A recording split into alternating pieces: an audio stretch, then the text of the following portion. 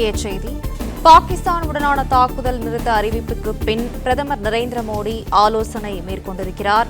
டெல்லியில் உள்ள பிரதமர் மோடியின் இல்லத்தில் இந்த ஆலோசனை கூட்டமானது நடைபெறுகிறது. பாகிஸ்தான் உடனான தாக்குதல் நிறுத்த அறிவிப்பிற்கு பின் பிரதமர் நரேந்திர மோடி ஆலோசனை மேற்கொண்டுள்ளார். இந்த ஆலோசனை கூட்டத்தில் அமைச்சர்கள் ராஜ்நாத் சிங், ஜெய்சங்கர் ஆகியோர் பங்கேற்கின்றனர்.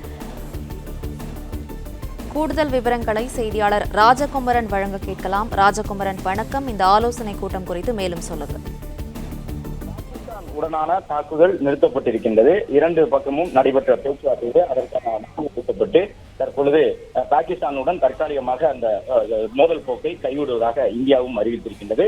இந்த நிலையில்தான் முப்படை தலைமை தளபதி மற்றும் முப்படைகளின் தளபதிகளோடு பிரதமர் நரேந்திர மோடி இந்த ஆலோசனை கூட்டத்தில் பங்கேற்றிருக்கின்றார். வெளியுறவுத்துறை அமைச்சர் உள்ளிட்டவர்களும் பாதுகாப்புத்துறை அமைச்சரும் பங்கேற்றிருக்கின்றார்கள். இந்த 4 நாட்களில் நடைபெற்ற நிகழ்வுகள் தொடர்பாக ஒரு கோர்வையான தொகுப்புகள் தற்போது பேசப்பட்டு வருகின்றன. இந்திய தரப்பில் எடுக்கப்பட்ட நடவடிக்கைகளால் என்னென்ன விளைவுகள் ஏற்பட்டிருக்கின்றன, பாகிஸ்தானை அடுத்த கட்டமாக நாம் எப்படியான நிர்பந்தத்திற்கு உள்ளே கொண்டு வர வேண்டும் என்பது குறித்து இந்த கூட்டத்தில் ஆலோசிக்கப்படும் என்று எதிர்பார்க்கப்படுகின்றது.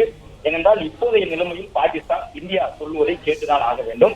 இந்த தாக்குதல்களை நிறுத்தி வைப்பதாக பரஸ்பரம் ஒப்புக்கொண்டிருக்கக்கூடிய சூழ்நிலையிலும் இந்தியா நினைத்திருந்தால் பாகிஸ்தானை இன்னும் வேட்டையாடி இருக்க முடியும் என்றாலும் கடைசியாகவும் ஒரு வாய்ப்பை இந்தியா வழங்கி இருப்பதாக பார்க்கப்படுகின்றது. ஆனால் இது இந்தியா வழங்கி இருக்கக்கூடிய ஒரு கடைசி வாய்ப்பா அல்லது இதற்குள்ளும் ஏதாவது ராஜதந்திர நகர்வு இருக்கின்றதா என்பது இனி வரக்கூடிய நாட்களில் நம்முடைய அரசினுடைய செயல்பாடுகளை வைத்துதான் தீர்மானிக்க முடியும். ஏனென்றால் இந்திய ராணுவத்தினுடைய ஒவ்வொரு நகர்வும், இந்திய ராணுவம் குறித்த உள்துறையினுடைய ஒவ்வொரு நகர்வும் மிக மிக ரகசியமாக வைக்கப்பட்டிருக்கும் என்பது அனைவரும் அறிந்தது. எனவே தற்போது நடைபெறக்கூடிய இந்த ஆலோசனை கூட்டத்தில் பாதுகாப்பு ஆலோசகர் உள்ளிட்டவர்கள் எல்லாம் பங்கேற்றிருக்கின்றார்கள். கடந்த 4 நாட்களில் நடைபெற்ற இந்த மோதலில் இந்திய தரப்பிற்கு ஏதாவது இழப்புகள் ஏற்பட்டிருக்கின்றனவா, குறிப்பாக இந்த விமான தளங்களை குறிவைத்து துருக்கி நாட்டினுடைய ட்ரோன்கள் மூலமாக பாகிஸ்தான் நேற்று இரவு பல தாக்குதல்களை நடத்தியிருந்தது. அந்த தாக்குதல் தொடர்பான விவரங்களும் இந்த கூட்டத்திலே பேசப்பட்டு வருகின்றன.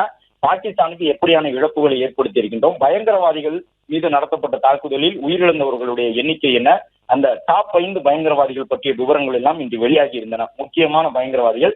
இந்த தாக்குதலை பொறுத்தவரை மசூத் அசார் என்கின்ற ஒரு முக்கிய தலைவனை தவிர மற்ற மொத்த முக்கியமான தளபதிகளையும் நாம் மொத்தமாக அழித்து முடித்திருக்கின்றோம். எனவே இந்த நடவடிக்கை என்பது ஆபரேஷன் சிந்தூர் நடவடிக்கை என்பது முழு அளவிலான ஒரு வெற்றியை கொடுத்திருக்கின்றது. என்றாலும் பாகிஸ்தானோடு தற்போது இந்த தாக்குதல்களை நிறுத்தி வைப்பதாக ஒப்பந்தமிட்டுக் கொண்டிருப்பதன் மூலமாக இந்தியாவில் இருக்கக்கூடிய சாதக பாதங்கள் என்ன என்பது தொடர்பாகவும் பிரதமர் நரேந்திர மோடி இந்த ஆலோசனை கூட்டத்தில் பங்கேற்று பேசி வருகின்றார். டெல்லியில் உள்ள பிரதமருடைய இல்லத்தில் இந்த அவசர ஆலோசனை கூட்டம் நடைபெற்றிருக்கின்றது.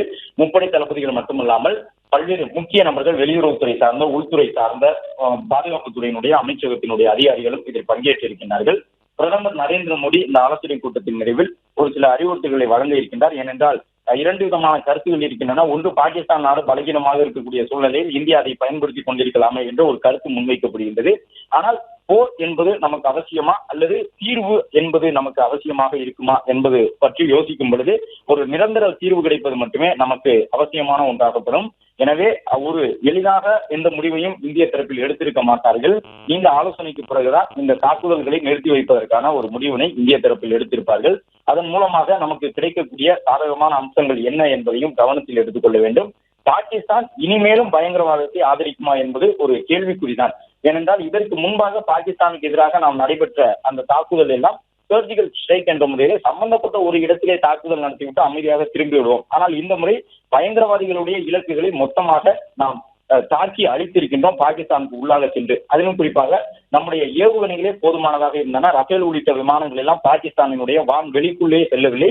நம்முடைய வான்வெளி பரப்பில் நின்றவாறே தன்னிடமிருந்த ஸ்கேல்ப் ஏவுகணையை ஏவி கிட்டத்தட்ட 200 கிலோமீட்டர் தொலைவில் அமைக்கப்பட்டிருந்த பாகிஸ்தானினுடைய அந்த பாதாள பதுங்குகுழிகள் வரை அனைத்தையும் தாக்கி அழித்திருந்தார்கள். பயங்கரவாதிகளை வேட்டையாடி இருந்தார்கள். எனவே பாகிஸ்தானுக்கு தெளிவாக தெரியும் இந்தியாவினுடைய நிலைப்பாடு மாறிவிட்டது.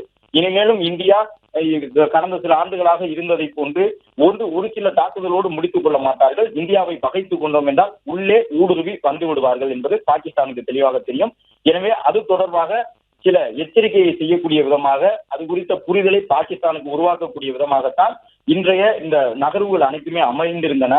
கடந்த 4 நாட்களாக இந்தியா எடுத்திருந்த அனைத்து நடவடிக்கைகளுமே பாகிஸ்தானுக்கு போதுமான பாடத்தை புகட்டி இருக்கின்றன. எனவே இதற்கு மேலும் பாகிஸ்தான் இது போன்ற பயங்கரவாத செயல்களை ஆதரிக்குமா என்பது கேள்விக்குறியான ஒன்றுதான். அது மட்டுமல்லாமல் நாளை மறுநாள் ஒரு முக்கியமான கூட்டம் நடைபெற இருக்கின்றது. நம்முடைய ராணுவ தளபதிகளும் பாகிஸ்தான் தரப்பிலிருந்து ஒரு சிலரும் இடம்பெற இருக்கக்கூடிய அந்த கூட்டத்திலே நாம் சில நிபந்தனைகளை பாகிஸ்தானுக்கு விதிக்க இருக்கின்றோம் என்ற தகவல் வெளியாகி இருக்கின்றது. அதன்படி பாகிஸ்தான் நம்மிடம் ஒப்படைக்க வேண்டிய பயங்கரவாதிகளுடைய பட்டியலை மீண்டும் ஒரு முறை பாகிஸ்தானிடம் கொடுக்க இருக்கின்றோம் என்ற தகவலும் வெளியாகி இருக்கின்றது. அந்த பயங்கரவாதிகள் பட்டியல் தொடர்பான ஒரு ஆலோசனையும் இந்த கூட்டத்தில் பிரதமரால் முன்வைக்கப்பட்டிருக்கும் என்று எதிர்பார்க்கப்படுகின்றது. எனவே நாளை மறுநாள் நடைபெறக்கூடிய அந்த கூட்டமும் முக்கியத்துவம் பெற்றிருக்கக்கூடிய சூழ்நிலையில் அதற்கு முன்பாக ஒரு சில சந்திப்புகளை பிரதமர் அதிமுக்கியமான தருணத்தில் மேற்கொள்வார் என்று குறிப்பிட்டிருந்தார்கள். அதற்கு ஏற்பதான் இந்த சந்திப்பு இந்த தருணத்தில் நடைபெற்றுக் கொண்டிருக்கின்றது. பாகிஸ்தானுடன் போர் ஏற்படாத வகையிலே தாக்குதல்களை நிறுத்திக் கொள்வதாக இந்தியா பாகிஸ்தானினுடைய வேண்டுகோள், அமெரிக்காவினுடைய வேண்டுகோள் இவற்றையெல்லாம் ஏற்றுக்கொண்டு ஒரு முடிவுக்கு வந்திருக்கக்கூடிய தருணத்தில் இந்த முக்கியமான ஆலோசனை கூட்டத்தில் பிரதமர் பங்கேற்றிருக்கின்றார். இதன் அடுத்தடுத்த நகர்வுகளாக நாளை தினமும் ஒரு சில முக்கிய சந்திப்புகள் பிரதமருடைய அதிகாரப்பூர்வ இல்லத்தில் நடைபெற இருக்கின்றன. அதன் பிறகு நாளை மறுநாள் நடைபெறக்கூடிய கூட்டத்திலே பாகிஸ்தானுக்கு எந்த மாதிரியான நிர்பந்தத்தை இந்தியா விதிக்கப் போகின்றது, பயங்கரவாதிகள் பட்டியலை இந்தியா வழங்கும் பொழுது கடந்த காலத்தில் ஏமாற்றியதை போன்று இந்த முறையும் பாகிஸ்தான் ஏமாற்ற நினைக்குமா அல்லது இந்தியாவினுடைய நிர்பந்தங்களுக்கு அடிபணியுமா என்பது நாளை மறுநாள் தெரியவரும். அதற்கான ஒரு ஆலோசனையாகவும் இது நடைபெறும் என்று கூறப்பட்டுள்ளது. விவரங்களுக்கு நன்றி ராஜகுமரன். பிளே ஸ்டோர் மற்றும் ஆப் ஸ்டோரில் இருந்து பாலிமர் செயலியை QR கோடு மூலம் பதிவிறக்கம் செய்யுங்கள். செய்திகளை உடனுக்குடன் பெறுங்கள்.